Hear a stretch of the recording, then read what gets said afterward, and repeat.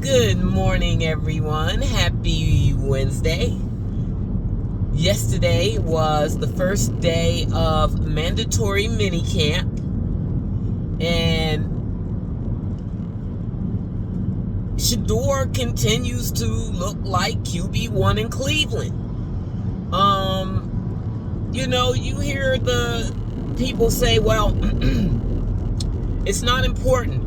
They said rookie minicamp wasn't important, so it wasn't important that he balled out there. There's no pads, and there's no pass rush, and there's no this, and they got on shorts, blah, blah, blah. And then they said OTAs was nothing for the same reasons. It means nothing. Blah, blah, blah. And then they're now saying the same thing because ESPN Cleveland keeps putting out, since OTAs, they put out the quarterback stats. And people are like, stats for training camp? Yes! Okay? It's a competition going on. There's a competition going on for starting quarterback in Cleveland. Stupidly. Because they drafted the first round quarterback in the 5th round. Had Shedeur been drafted in the round that he belonged, according to his skill level, he would be starting quarterback somewhere. But they undermined him. They robbed him blind. And so he's got to do this stupid competition. And so that is why they're keeping track of the quarterback stats in OTAs and in minicamp. And I'm so happy, because we wouldn't know without them doing it. Because, in OTAs, they could only do it for the 1 day a week that they were allowed there. OTAs went on 3 days each week, so there were 6. 3 days one week, 3 days the other week, and they went a 1 day in each week, and we only had the stats from those days. We don't know what happened on other days. So luckily, this current minicamp, which is 3 days if I recall correctly, they're there every day, which is good. So we got the stats yesterday, and even though Kenny Pickett got 3 touchdowns yesterday, and Shedeur got 2, and I think what's his name, Dylan got 1 or 2. I think Dylan had 2. Shedeur had an 80% completion rate yesterday. 10 of 12. He made 10 completions of his 12 reps that he received. Dylan Gabriel got the most reps of all, for what reason I'm not really sure. So even though he had 2 touchdowns like Shedeur had 12 reps, and Dylan had 18 reps, and only made like 6 of them or something crazy like that. 6 or 7. So he's struggling. He has never shown that he is on Shedeur's level throughout. Never. Kenny Pickett had more reps than Shedeur too, so his percentage was lower, even though he had 3 touchdowns. Joe Flacco did not get any reps yesterday. They said they wanted the young guys to get reps. I don't know what that meant. I don't know if it meant that Flacco is the presumptive QB1. At the start of this thing, they said Kenny Pickett was. Kenny Pickett is the worst quarterback that the Cleveland Browns have. I think it's time to get rid of him. Just go ahead and cut him, and stop cutting into those guys' reps. In fact, they need to stop messing around. Shedeur should be QB1. All this, I keep hearing people say, and I know Cleveland does it for the past 2 seasons, been doing this, playing 50 million quarterbacks in the season. Guys, that's not normal. And you are not winning with that formula. It's not normal. It's normal to identify your quarterback at the beginning of the season, and they play the whole season. You don't need your quarterback to sit behind somebody to learn something what? What did Michael Penix learn sitting behind, what's his name, last year? Watching him bomb. Why should Shedeur sit and watch one of these lesser quarterbacks bomb? What's he supposed to learn from that? And why do y'all think that is the way to go when it hasn't worked for you in, I don't even know how many seasons y'all been doing this. I know at least for 2, y'all been playing 3, 4, 5 quarterbacks a season. What the what? Make it stop. Shedeur should be their quarterback. So I'm not sweating the fact that they still are not giving him reps with the first team, which is weird to me because you can clearly see. Now, he just keeps showing out. He just keeps showing out. He's going to keep showing out because that's who he is. And I don't know how long y'all can keep him from the ones, because seemed to me, if he ain't with them by training camp, there needs to be mutiny in the locker room. Bump what we think. The locker room needs to speak up and say, what the hell are y'all doing? We don't want no 40-year-old quarterback when we got this young 23-year-old bull ready to go. Arm on fire. So, I'm not sweating it. I feel like they have to stick with the program. You know, everybody's resistant to change, which is how Shedeur got in this situation, being resistant to the very, very popular NIL player. Other leagues embrace it. How you think Bronny got in the NBA? How you think Angel Reese keeps a job? Because she's popular and she brings in money, even though she ain't good. I don't know about Bronny, because they got stars on the team that can bring in money. I don't know why they did it with Bronny, actually. Does he sell jerseys? I don't know. But Shedeur, it represents something that the league seems not ready to embrace. The celebrity that they become in college.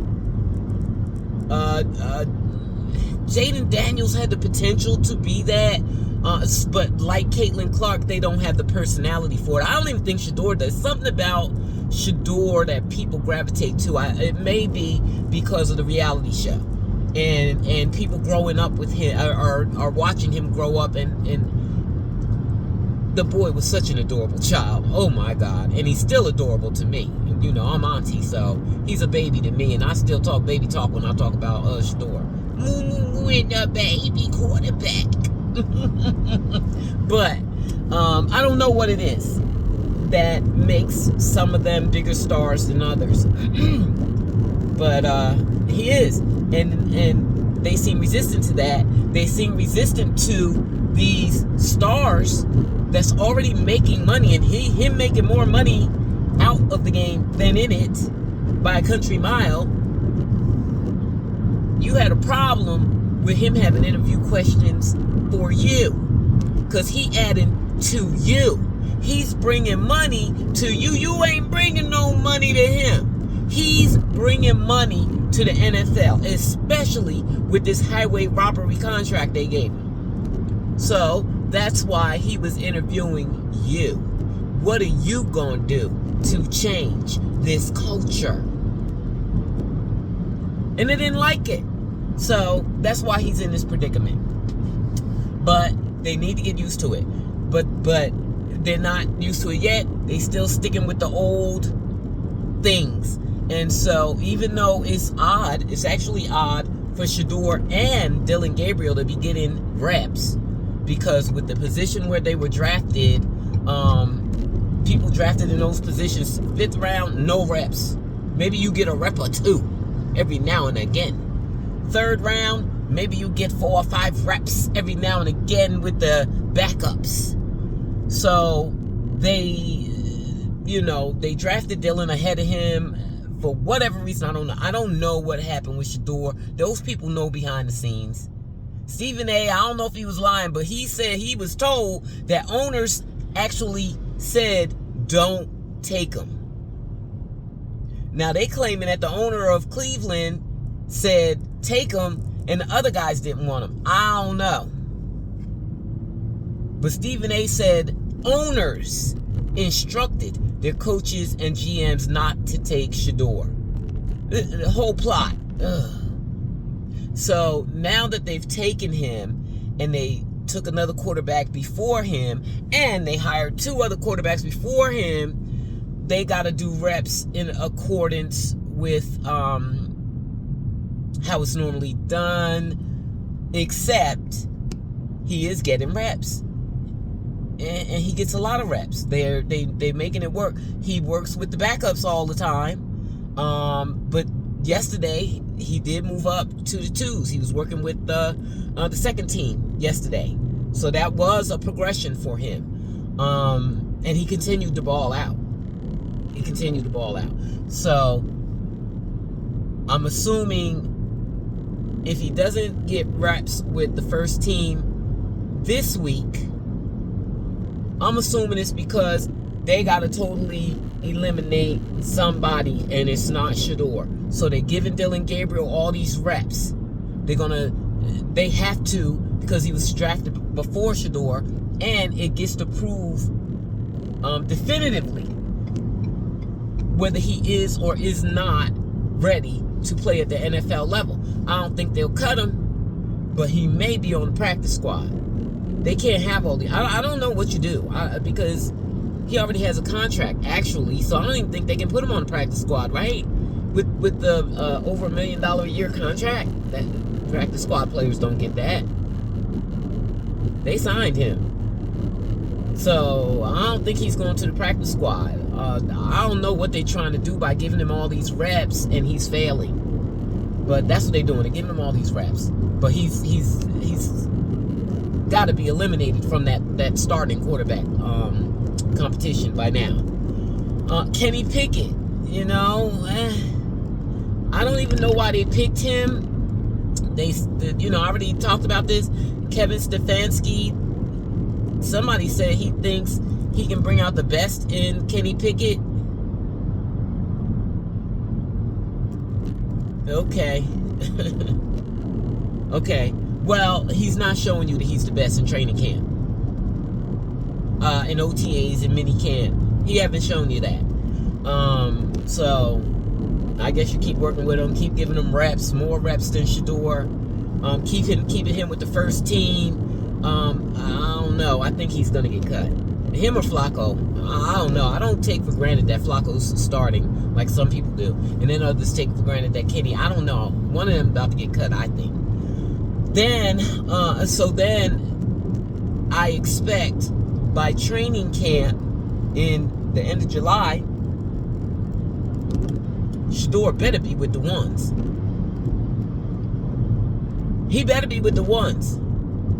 Because you need to be getting that boy prepared to play soon. And it shouldn't be no waiting and letting some other quarterback lose 5 games first. Let the boy play. And let him develop. If you feel like he needs to develop, let him develop on the field. Not sitting on the bench. I don't know what development comes from that. And nobody even tries to explain it to me. Because there's no explanation that makes sense. That a player somehow learns sitting on the bench.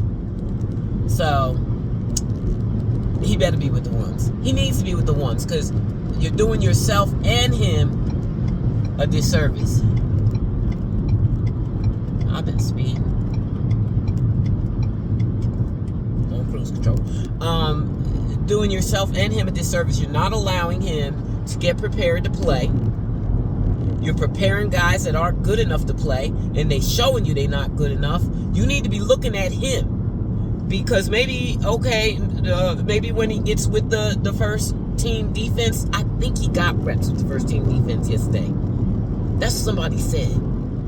I gotta confirm that. I know he was with the 2s though. Well, 2 offense, and that's what they said. He was with the first team defense, second team offense. That's what they said. And doing fine. 80% completion rate. And he still was down on himself in the presser. And isn't that something? A 5th round pick doing a 12-minute presser after practice? They robbed him. there needs to be something. You know, they set up these this salary structure for rookies so that they couldn't overpay them. They would be prevented from overpaying them. But what happens when you take a quarterback in the 5th round and he becomes your starter? Is there something in the contract that allows them to their pay to be corrected? I just don't think it's fair. For one thing, he deserves to be the QB1, and if he's not, that will be an additional robbery of him. But then if he does become QB1, he will be grossly underpaid. As a rookie, rookies are already, you know, no matter how much you ball out in your rookie career, Jaden Daniels can ball out for the next 4 years. He ain't making more than $10 million a year. After that, he'll be making $50 million a year if everything keep going the way it's going. You got to hope that it keep going the way it's going by year 4 so you can get that 50. Shedeur's not even getting that. He's not even getting the 10. So it feels like, I hope that there's something in a clause in their contract that says if he becomes a starting quarterback from, you know, lower rounds where the pay gets lower and lower and lower, you need to be able to correct his pay. What round was Michael Penix? I gotta see what round he was taken in. They had some good quarterbacks last year.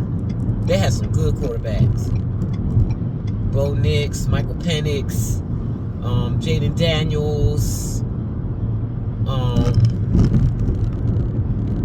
That was it, right? Those were good ones. Yeah. They really worked out. What's his name? Caleb haven't worked out yet. You know, we'll see if he can pull it together. You know, I never really thought that he was an NFL quarterback in the first place, but we'll see if he can pull it together. Like Bryce. Him and Bryce. But Bryce is on his last chance, in my opinion. If he doesn't ball out and win at least 10 games this season, which is not a tall order, Bryce. If he can't win 10 games, they need to get rid of him. Now, you done gave him 3 years to prove himself. After that, it's time to go. Let somebody else try to develop him. Send his butt to the Cleveland Browns. Anyway. So, I'll keep watching today. Hopefully, Shedeur will get some first-team reps today. And if not, I still won't feel any type of way. I think it's more important that he get reps with the first team defense. That's more important than the offense.